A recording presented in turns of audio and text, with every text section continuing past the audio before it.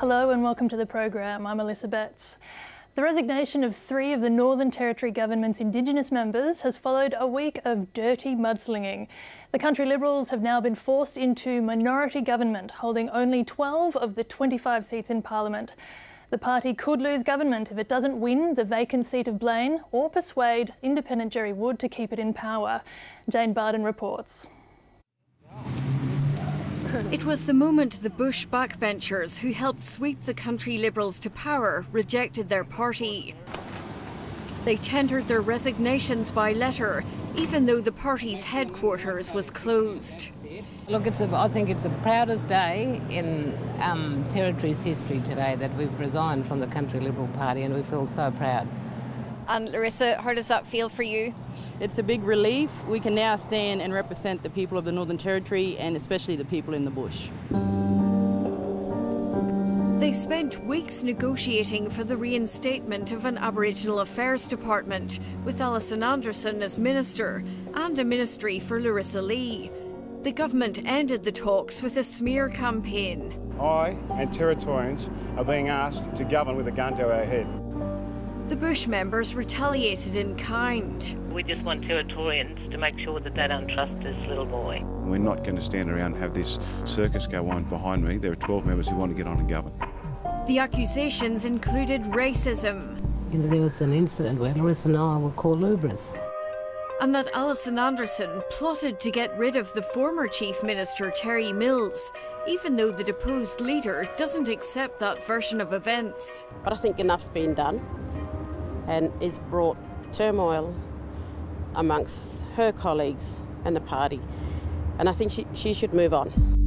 Demonisation was easier than taking responsibility for failed talks that some in the party think should have succeeded.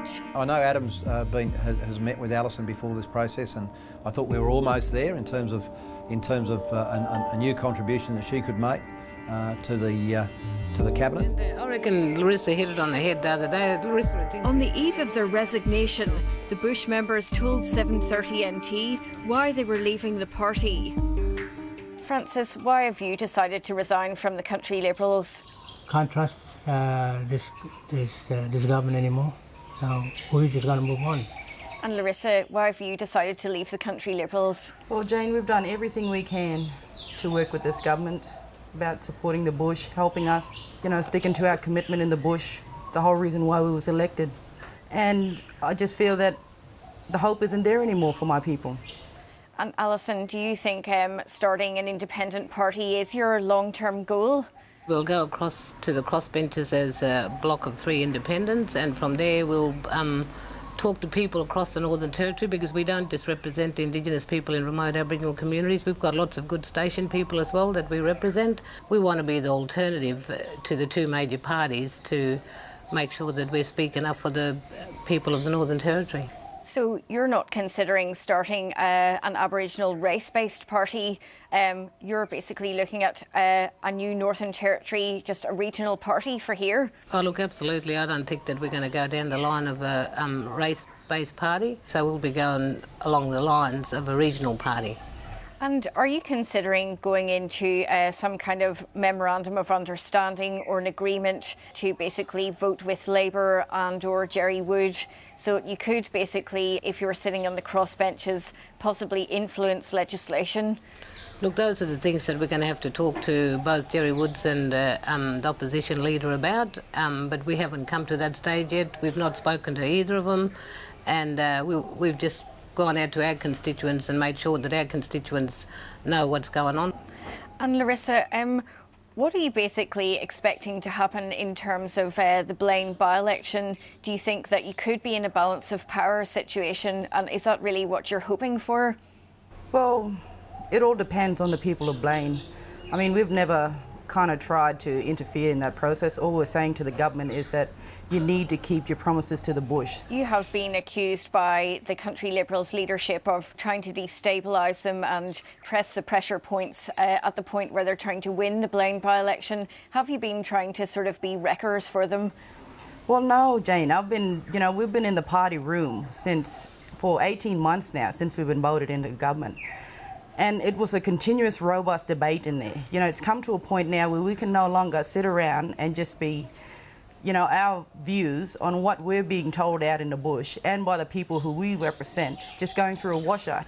And Alison, the government leadership is also basically trying to accuse you of, you know, destabilising the government, basically because you're just trying to get power for yourself. You're trying to get ministries, high salaries for your staffers, etc. What's your response to those kinds of allegations from the government? Our documents don't show any asking for heads of any of these ministers. So they've just put those in as additions themselves to put out to the public that we was holding a gun to their head. We have never held a gun to their head. We was asking for Indigenous policy and development to come back into this government's future, and trying to make things easier for the Chief Minister of how he could come back to the public and say that Indigenous affairs is important. Ultimately, even if you don't get to a situation of holding the balance of power, what do you really hope to achieve by this? Look, what we'll do is we have a look at every legislation on its own merits. And Larissa, would you be hopeful that, I mean, you could even make changes to significant pieces of legislation like the budget in May by doing that? Well, we hope, because we're going to hold the government to account with every legislation that comes through the House now. So we hope we're going to make some difference. Alison, if the party feels really that you came in with the support of the country Liberals on their policies, would you feel any compunction to, you know, stand for re-election again, given that they might say, well, you came in on our ticket and now you've just gone independent? Aboriginal people didn't vote for us because we were in the Country Liberal Party. They voted for us because we were Alison Anderson, Larissa Lee and Francis Xavier. The seat of Arnhem has never been won since self-government. CLP has never held that seat. I'm the first person to break the ice on that seat. So at the end of the day, it speaks for itself. The people didn't vote for the CLP. They voted for me. People want to see a real Indigenous person in the Parliament who has cultural background and most respectable person in the community, and that's why I've been chosen to be in this position.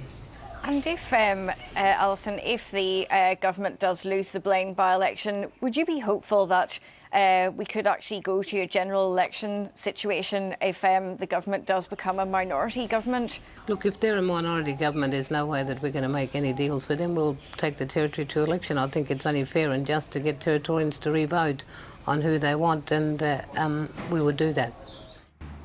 The response from Indigenous communities has been mixed, but the Bush Bloc are buoyed by the support they've got. Now that three ladies are pulling out, they got right to pull out because they're in government. They can see that the government are doing enough for Aboriginal people. It's a sad day when you lose members of a party, and we would love to have had them able to continue a good dialogue. Some in government aren't concerned. It'll make us a much tighter group. Are you worried that if the country Liberals do lose Blain that we could go to a minority government situation? No, I think Adam has made that quite clear. He's quite happy to work as a minority government. We've done very little polling, and the polling that we did was actually before most of this happened. So I think intuitively you'd say it hasn't done us any good. If the country Liberals lose the Blain by-election on April the 12th, they'll have to rely on the other independent, Gerry Wood. He has always held the view, not just with this government but with previous governments, that they're elected for a term. At the moment, everyone in the party is denying the country Liberals are panicking enough to change leaders again.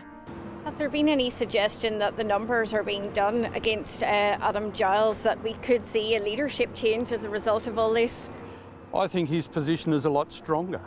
Look, one of the likely scenarios, if the CLP lose the Blain by-election, is that the Bush trio, wanting to wield power in a coalition, would offer someone else in the CLP, who they've just recently been sitting with, the opportunity to get the numbers and roll Adam Giles as Chief Minister. We'd have yet another Chief Minister from the CLP. Are you hearing that the numbers are being crunched against Adam Giles, and who do you think the possible contenders are? Yes, look, we are hearing strong messages. Numbers are being crunched in the CLP camp. William Wester van Holt from Catherine is seen as the front runner. John Elfrink's probably going to try again. He's got the vote of one himself, and Peter Stiles might be putting his hand up too.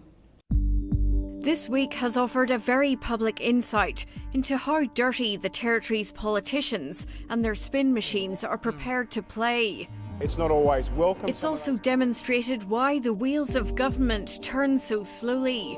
We govern for all, not just for some. Getting elected is only the start of a battle to get anything done.